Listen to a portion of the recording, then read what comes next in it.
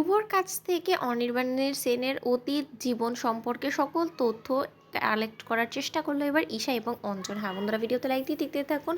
শুভকে অঞ্জন ফোন করে বলতে থাকে যে হ্যাঁ রে শুভ, যে উদ্দেশ্যে ওই লোকটা আমাদের বাড়িতে এসেছিল, তুই যে বলেছিলি যে তোর ছোটো মামার সাথে নাকি দেখা করাবি, তার কি সেই কাজটা হয়েছে রে আদেও? তখন শুভ বলতে থাকে যে না রে, কিন্তু হঠাৎ করে তুই কেন প্রশ্নটা করছিস সেটাই তো বুঝতে পারছিস না। অন্যদিকে অঞ্জন বলতে থাকে যে দেখ, আমার কেন জানি না মনে হচ্ছে যে তোরা যে কাজের উদ্দেশ্যে ওখানে গিয়েছিলিস সেখানে কোনো কাজ না হলেও আমার কাছে কিছুটা হলেও কাজ হতে পারে, হয়তো এগুলোও এগোতে পারে, এটা আমার মন বলছে।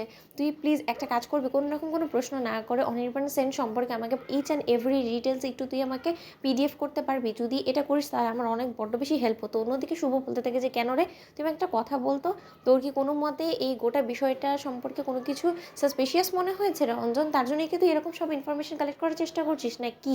নাকি তোর কাছে কোনো ভুলভাল রিপোর্ট এসেছে অনির্বাণের নামে? তখনই কথা বলা মাত্র অঞ্জন বলতে থাকে যে এখনই তোকে আমি কোনো কথা বলতে পারছি না, কিন্তু তুই প্লিজ ভাই আমার যে করেই হোক না কেন অনির্বাণ সেনের অতীত জীবন সম্পর্কে সকল ডিটেলস আমাকে একটু ফরওয়ার্ড করার চেষ্টা কর। অন্যদিকে এই কথা যখন আড়ি পেতে রাই শুনে ফেলে, ঠিক সেই সময় রাই বলতে থাকে যে সর্বনাশ করেছে। ঈশা এবং অঞ্জন যখন একবার উঠে পড়ে লেগেছে অনির্বাণের অতীত জীবন সম্পর্কে জানতে আগ্রহ প্রকাশ করেছে, তাহলে কোনো না কোনোভাবে অনির্বাণের অতীত জীবন সম্পর্কে তো আমিও জড়িয়ে আছি, আর সেটা জানা মাত্রই তো ঈশার সকল পর্দা ফাঁস করে দিবে আমার সম্পর্কে এবং আমাকে অনির্বাণের সাথে চলে যেতে হবে। কিন্তু তার আগে আমাকে যে করেই হোক না কেন এখান থেকে পালাতে হবে, কারণ আমি যতদিন এখানে থাকবো ততদিন ঈশা এবং অন্তর এরকম করে আমার পেছন লাগার জন্য ওরা আমার বিষয়ে খোঁজ খবর নেওয়ার চেষ্টা করবে। আর একবার যদি অনির্বাণের কান অব্দি খবরটা পৌঁছে যায় তাহলে রক্ষে থাকবে না, কারণ শুভদা তো আর যাই হোক না কেন খুব ভালো করেই জানবে অনির্বাণ সম্পর্কে। আর অনির্বাণ সম্পর্কে ওর অতীতের স্ত্রীর নাম বলা মাত্রই এবং ওর ছবি দেখা মাত্রই তো ঈশা এবং অঞ্জন চিনতে পেরে যাবে যে অনির্বাণের অতীতের স্ত্রী এবং আমি একদমই এক্স্যাক্ট এক সেম মানুষ, এবং আমাদের মধ্যে যা কিছু সম্পর্ক ছিল অতীতে সেই সকল তথ্য বেরিয়ে আসবে। সেটা হওয়ার আগে যে করে হোক না কেন আমাকে এখান থেকে পালিয়ে যেতে হবে, সেটাই বরঞ্চ হোক,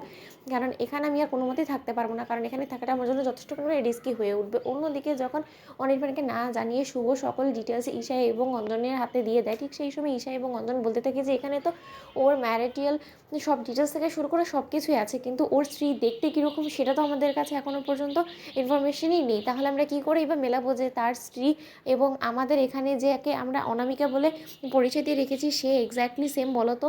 অন্যদিকে অঞ্জন বলতে থাকে যে দেখো ঈশা, আপাতত আমরা যে ডিটেলসটা পেয়েছি সেটা নিয়ে বরঞ্চ আমরা কাজ করার চেষ্টা করি, আমাদের মতো করে আমরা এগোই।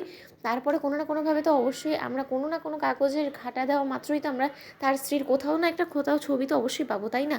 অন্যদিকে এই কথা বলা মাত্র ঈশা বলতে থাকে যে দেখো, এখানে কিন্তু সব জায়গায় লেখা আছে রায়পূর্ণা।